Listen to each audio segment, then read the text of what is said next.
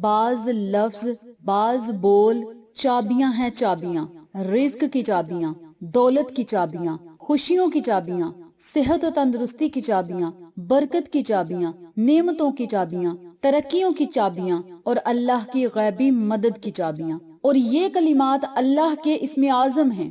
بعض کلمات ایسی ہوتے ہیں، بعض الفاظ ایسے ہوتے ہیں، بعض بول ہی ایسے ہوتے ہیں جو اللہ کے خزانوں کی چابیاں ہیں، اور یہ چابیاں برکت اور عنایات کی چابیاں ہیں، اللہ کی عطا کی، اللہ کے فضل کی، کرم کی، رحم کی اور بے بہا سمندر جتنا رزق اور دولت عطا کرنے کی یہ چابیاں ہیں، یہ کنجیاں ہیں۔ اگر ہم ان کنجیوں کو پکڑ لیں گے، ان چابیوں کو پکڑ لیں گے تو خزانے تک ہم بآسانی پہنچ جائیں گے۔ اللہ رب العزت تو ہر وقت بندے کو کہتا ہے کہ اے میرے بندے تو مجھ سے مانگ، میں تجھے عطا کروں گا۔ اللہ تو بندے سے کہتا ہے، ہم جب اللہ کو یاد کریں گے، اللہ سے دعا کریں گے، ان خاص خزانوں کی جب ہم چابیوں کو پکڑ لیں گے تو اللہ تعالیٰ پھر دن دگنی رات چگنی ترقی عطا کرے گا، ہمیں ہر وہ چیز عطا کرے گا جس کی ہمیں ضرورت ہے، طلب ہے، ہم خواہش کرتے ہیں، ہم روتے ہیں، گڑ گڑاتے ہیں، ندامت کے آنسو بہاتے ہیں، اللہ سے ضد کرتے ہیں، اللہ ہمیں ہر وہ چیز عطا کرے گا۔ بس آپ نے یہ کنجیاں پکڑ لینی ہیں، یہ چابیاں پکڑ لینی ہیں۔ اللہ کے خزانے میں تو کسی چیز کی کمی نہیں۔ آپ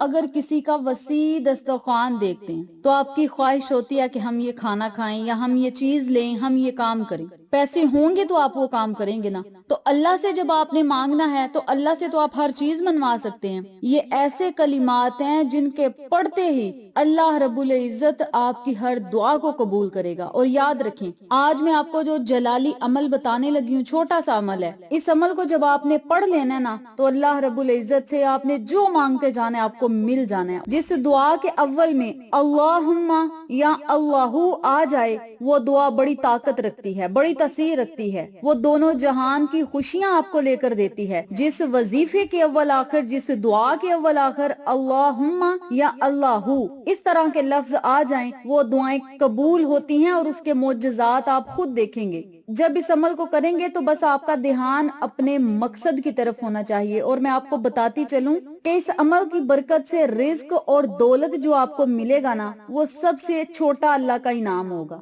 اب آپ خود سوچیں اللہ کا سب سے بڑا انعام کیا ہوگا، کون سی ترقی ہوگی، کون سا عروج ہوگا، کون سی کامیابی ہوگی، کون سی خوشی ہوگی۔ سب سے چھوٹا جو انعام ہے نا اس وظیفے کو پڑھنے کا وہ رزق اور دولت ہے، رزق اور دولت کا خزانہ ہے، کیونکہ یہ خزانوں کی چابیاں ہیں۔ 3 مرتبہ آپ نے درود پاک پڑھنا ہے۔ درود پڑھنے کے بعد اللہم یا ربنا یا تواب یا کریم، اللہم یا ربنا یا تواب یا کریم۔